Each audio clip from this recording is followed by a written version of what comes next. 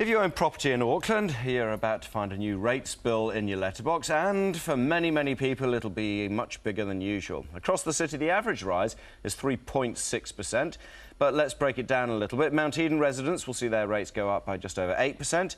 Out east, Howick residents will pay just under 7% more, and on the shore, Devonport and Takapuna will see rises of 4.5%. The only way isn't up. Western areas will see a decrease of just over 2%, which is a little more than southern suburbs like Otara and Papatoetoe.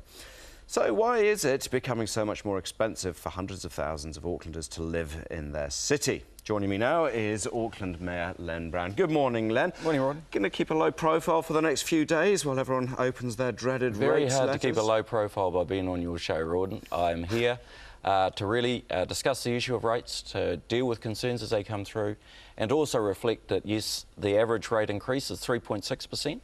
But the last thing we need to do in coming together as a super city is to unite our rates, to bring the 7 rating systems into one.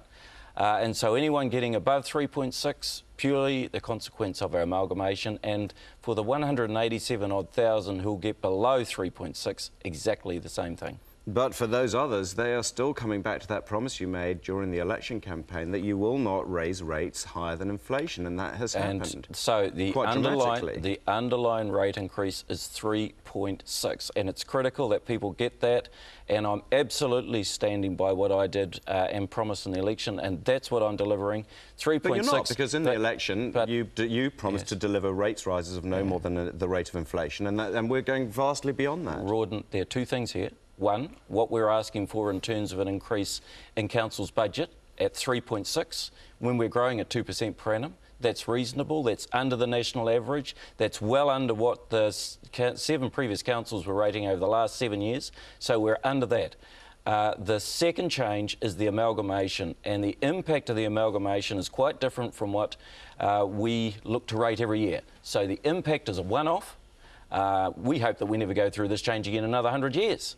But bringing together one single rating system and changing the capital value at the same time gives you a one-off change to the rating base. What isn't one-off? What isn't one-off is also separating out our wastewater charges, which is putting more pressure on Aucklanders throughout. Yeah. So most of the former councils used to have a wastewater charge within their rates. Now it's additional to our rising, to our galloping rates. Now it's separated out. But if you take, for example, in the old City Council, Auckland City Council area, you put the rates together with the wastewater charge, average increase 1.23%.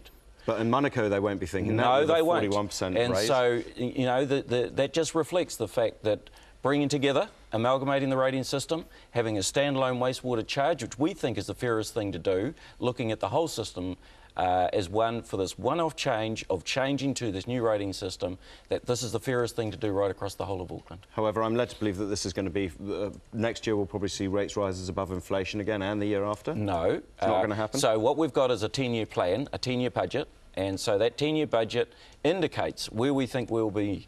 But I have made that commitment, which you reminded me of this morning. Rate increases in around the rate of inflation, so every year I look at our rating system, and I'll be looking at our rate increase, and I'll be looking to fulfil my commitment to the community. Rate increases around the rate of inflation. So I'll be looking at that, and that'll be our primary guide. And now, time, obviously, the other side of the equation is the spending, is it not? I mean, at what stage do we start seeing, or ratepayers in Auckland start seeing a return on the tens of millions spent on the Rugby World Cup, or the millions spent on the Volvo Ocean stopover, or the millions which we're going to be ploughing into the V8's race? I mean, it's that unfortunately is the other side of the coin, which is really rankling with a lot of ratepayers. OK, so one, Aucklanders are loving their events. We love the Rugby World Cup, we love Volvo, we love ITU. Some Aucklanders. Well, look, it's been a huge take-up. At the Volvo, 350,000 Aucklanders and Kiwis, it's just not us. You know, we're doing this for the nation as well. The country comes and visits us for this stuff. You know, 350,000. Now, that's great. And for the Rugby World Cup, we know $500 million of direct investment beyond the 300 million that we thought we'd get into the region's economy. That's jobs, jobs and jobs. And so these events, these The events that we're now doing as a city are critical for economic development, they provide jobs, and they're great for the city. It's an exciting place to be. Well, let's hope that will trickle down to the ratepayers who are genuinely struggling to try and meet these bills. We know that, Rawdon. And look, if we could have picked a better time to go through this change, you know, we would have. But, you know, we are tasked under the legislation to go through this change. We're doing it in the fairest way that we can see. We're also looking for savings, so we're transitioning anyone with above 10% rate. We're capping it at 10%. And secondly, savings of $1.7 billion over the next 10 years. So we're also being prudent. All right, Mayor Len Brown, thank you very much for joining us. It's my pleasure.